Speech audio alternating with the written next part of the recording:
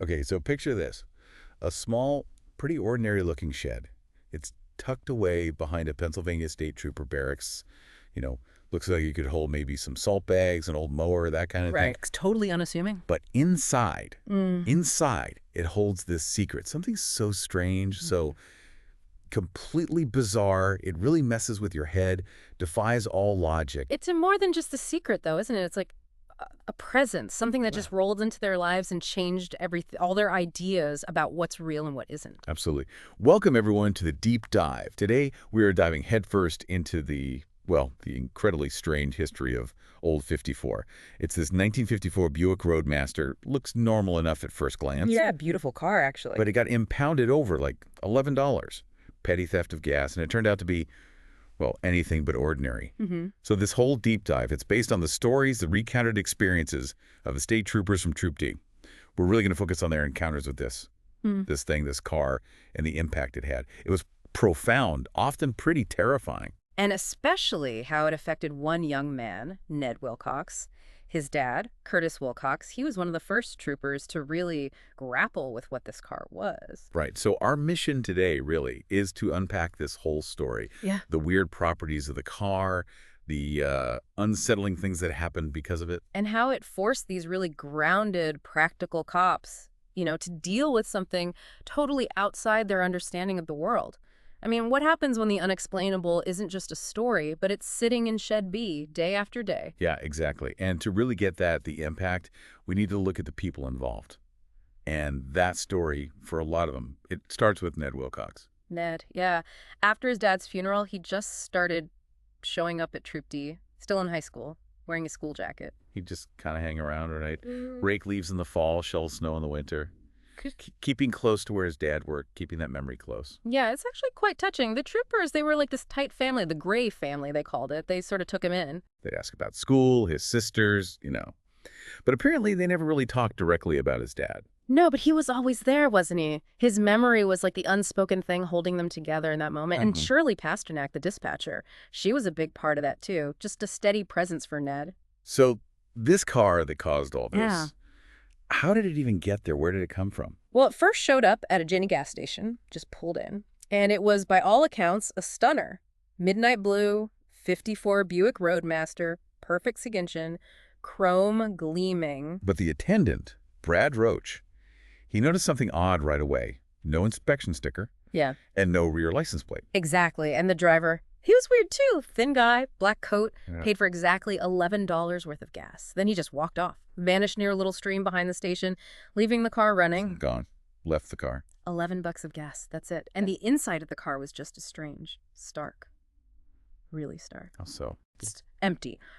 Wren brown upholstery, but no personality. No maps, no trash, nothing. And this huge steering wheel, inlaid wood, but it looked almost fake. Too big, like you'd have to stretch your arms way out. It felt like nobody had ever actually used this car. Huh. So $11 theft of services. That's why it got impounded. Yep. Towed to Shed B behind the barracks, and that's when the real weirdness started, almost immediately. Okay, like what? Well, Kurt Wilcox, Ned's dad, and Sergeant Tony Skundis, they noticed it straight away. Cold inside the shed, even when it was boiling hot outside. The persistent cold. Yeah, Kurt hung a thermometer. It would read like 55 degrees Fahrenheit, sometimes lower. Didn't matter what the weather was doing outside. It was just cold in there. And Curtis had this theory, right? Something about earthquakes. He did. He'd seen this PBS show about stuff that happens before earthquakes. Scientists talking about like weird humming sounds, cold spots, animals acting strange. Right. So Kurt started calling Shed B earthquake country because the Buick, well, it seemed to be causing exactly those kinds of things. Like it was generating its own little tremors or something. Wow. So it wasn't just the cold then. What else? No, there was also this humming, a low kind of pervasive hum coming from the car. Sometimes you could barely hear it, but it was there, always there with the cold. But the real clincher, maybe the thing that convinced them all something was deeply wrong, was the barracks dog, Mr. Dillon. Ah, the dog test. Classic. What happened? They brought him near Shed B, and he just freaked out, howling, frantic, shivering all over, fur on end. Mr. D knew that car was bad news. Okay, so cold spots, humming, dog freaking out. Well, What do you do with that? Well, Sergeant Tony Stundist, he made the call. This thing, total secret. Code D, that's what he called it. Code D? Why? He actually compared it to the Cardiff Giant, you know, that old hoax. Oh, right, the fake petrified man. Exactly. He was worried about turning the barracks into a sideshow, especially out there in Amish country. Didn't want gawkers. So, Code D meant no paperwork, nothing written down, only verbal reports, keep it contained. Wow. So this secret starts festering. And it really gets to Curtis Wilcox, doesn't it? Oh, absolutely. He went from just being a trooper doing his job to, well, they called him a roadmaster scholar. He became obsessed with studying that Buick. Studying how? Well, he started this, his wife called it his gross new hobby, dissecting things. Started small, mice, guinea pigs, then birds, bats. His darkroom to be ended up filled with jars and mortuary chemicals. He was desperately trying to figure it out, like, scientifically. Yikes. But the car itself, it wasn't exactly cooperating with scientific study, was it? It did things. Not at all. That was the other thing. It healed itself. Healed itself, like scratches. Yeah. Scratches on the dashboard, the steering wheel, even dings on the fender. They'd just fade away, disappear within hours. The trunk lining, if they tore it, it grew back. Okay, that's impossible. A self-healing car. How did they even process that? I don't think they fully could. You know, it just flew in the face of everything. Curtis actually filmed it, got Shirley Pasternak to help run the camera while he deliberately scratched the door. Yeah. And they watched. Checked every 15 minutes. It wasn't like Wolverine, you know, super fast. But slowly, surely, the scratch would get shallower, darker, then gone. Just gone. Proof positive. Reality was breaking down in Shed B. So studying it was one thing, but did they ever try to, like, interact with its weird properties directly, test them? They did. There was the gerbil experiment. Gerbils. Yeah, Jimmy and Rosalind. They put them in one of those little yellow plastic habitats right on the front seat of the Buick. Why? What were they hoping to see? Observe, I guess. See what effect the car, the cold drops, the humming had on living things directly. Maybe see if they could keep them hydrated during the temperature plunges. It was a bit cold-blooded, really, using pets like that. Definitely unsettling. But not everything connected to the car was planned, right? People went missing. That's the darker side. Trooper Ennis Rafferty. He vanished. Just disappeared. And the strong belief within Troop D, including Curtis, was that he went through the Buick. Went through it, like into it. Yeah.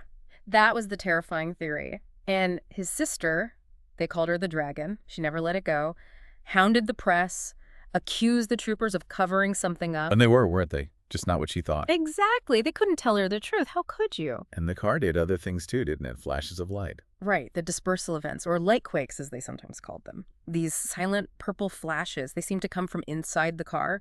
Always happen with the humming and the temperature drops. Any explanation for that? Tony Stundist's unofficial line was that it was just discharging static electricity. You know, something vaguely plausible. Plausible-ish. Right. But interestingly, those lightquakes, they seem to get weaker over the years. Less intense, less frequent, which led them to think maybe, the Buick was running down, losing its charge somehow. Winding down. Huh. And all this time, how did they keep the press away if Rafferty's sister was making noise? Tony Stundist stuck to the lie. Any reporter asking about the blue Buick in Shed B got the same story. It was just a standard impound already sent off to the State Impound Bureau in Philly for auction. Gone. Nothing to see here. Total stonewall. Code D held firm. It had to. It was their reality now. This secret, this burden, it must have weighed on them. But they still had regular police work to do, right? Real-world danger. Absolutely. And sometimes those worlds collided in horrific ways. Take 1988, the Poteenville incident. What happened there? Just a terrible real-world disaster. Chemical tanker truck crashed into a school bus. Total chaos, injuries, heroism from the troopers dealing with a genuine crisis, showing their bravery in, the normal line of duty. Okay. Awful, but how does it connect back to the Buick? Because during that chaos, dealing with the fallout, troopers Eddie Jacquebour and George Morgan found these two individuals nearby, Brian Lippy and Sandra McCracken. They were messed up, high on something, and Lippy had apparently beaten McCracken. Just another grim part of the job, right? Seemed like it. But bringing Lippy back to the barracks, putting him temporarily in a holding cell near Shed B, that apparently triggered something. Oh, no. That's when the Buick gave birth. What, gave birth? From the trunk? From the trunk. This thing emerged. They described it later. Yellow flesh, tendrils like hair. It had a chest, a mouth, and one single eye. Oh, my God. And the troopers who saw it, Curtis was there, Sandy Dearborn, others, they felt this instant, overwhelming hatred. Just pure revulsion, a gut instinct to destroy it. Primal fear. Absolutely. And then Mr. Dillon got involved. The dog. What did he do? He attacked it, went right for the creature, bit it. Oh, no. And he was poisoned instantly. Died this awful, horrible death right there. Screaming, bleeding from his eyes, his mouth. It was horrific. A loyal dog defending them from that. That's gut-wrenching. Mr. Dillon. Wow. Oh, okay. So the creature's dead. The dog is dead. What happens next? How do you even react to something like that? Well, Curtis Wilcox, the Roadmaster scholar, he reacts by dissecting it almost immediately. He dissected the creature? Yep. Right then? Yeah. Clinical. Detached, almost. He laid it out. And the anatomy was just wrong. Alien, no feet, this weird thumb-like thing where its butt should be, a sharp thorn for a nose, those strange threads inside it, and only one eye. Unbelievable. And the smell, apparently it was unbearable, but the weirdest part, inside this thing, he found a transistor radio. A what? A radio? Yeah, like a little portable transistor radio from the 50s or 60s, just inside its body, a piece of human tech inside this monster from another dimension or whatever it was. Okay, my head is spinning. A radio, what does that even mean? Who knows? But it suggested connection, right? Maybe things went both ways through the Buick. This creature came out. And maybe Ennis Rafferty and Brian Lippy, they went in. That became the prevailing theory. They described the creature as alien, but also somehow a thinking being. If it came from there, maybe Rafferty and Lippy went to there. And didn't they find some evidence later? Rafferty's stuff? They did. Years later, Sandy Dearborn found Rafferty's hat and his service weapon near that stream where the Buick first appeared. It wasn't absolute proof, but it strongly suggested he, and probably Lippy too, had ended up wherever the Buick came from. So this knowledge, this secret, it wasn't freeing, was it? Sandy Dearborn said it made things worse. Yeah, he described it as a chain, something they forged together by knowing, by keeping the secret, and they all had to wear it. It just became this constant dark background noise to their lives. It seeped into their thoughts, their dreams. I can't even imagine. You're a cop, you deal with crime, accidents, and then you have this lurking in the background. How do you even maintain sanity? It took a toll, definitely. But, life went on. And for Ned Wilcox, his father's obsession became his own, in a way. Keep at asking questions. Yeah. Relentlessly. He wanted to know about the dissection, that's what they started calling the creature. He needed to understand what had consumed his father. It was his way of staying connected, but it was fueled by anger, too. And Curtis himself. Did he ever find the answers he was looking for? I think he eventually realized that true understanding might just be impossible. That grand ambition of figuring out the Buick's truth probably faded. Settled into something more mundane. Yeah, maybe just the grim reality of ordinary police work, plus cleaning up the, quote, occasional mess when the Buick gave birth to another monstrosity. But he never stopped feeling it. He said he could still feel its heartbeat, hear its quiet call, like it was always there, whispering. We got whisper. It got to Ned, too, didn't it? The idea that the car could talk to people. Yeah, Curtis believed it had talked to Sandy Dearborn at one point, and Ned came to believe it, too. He thought the Buick could think, He became convinced it had somehow sucked his father in, maybe not literally, but metaphorically, through obsession, and that it would get him, too. Which led him to try and destroy it. Desperation! He went into Shed B with gasoline, a match. He was going to burn it, end it. But the car fought back. It exerted this pull, a literal physical pull. Ned described it dragging him towards the driver's side door, the interior glowing with this purple light looking like a throat, a gullet into another world. Terrifying. How did he escape? Sandy Dearborn and the others were watching. They had ropes. They had to physically haul him back away from the car's influence. It almost got him. Wow. And Ned had this analogy for how it would eventually end, right? The carriage. The wonderful one-hoss shay. Yeah, the Oliver Wendell Holmes poem about a carriage built so perfectly that every part wore out at exactly the same time and it just collapsed into dust all at once. Ned figured the Buick would end like that. Not piece by piece, but all together. And was he right? Did it show signs of failing? It did seem to be winding down. Remember, the light show's getting weaker, and eventually the temperature in Shed B started to equalize with the outside. The humming faded. It just got quieter, sat there for longer stretches doing nothing. So it was running out of whatever energy it had. Seems like it. But maybe it had one last whisper left. Years later, Eddie Jacobaugh, one of the troopers who found Brian Lippy, he died in a car crash. An accident. Officially, yes.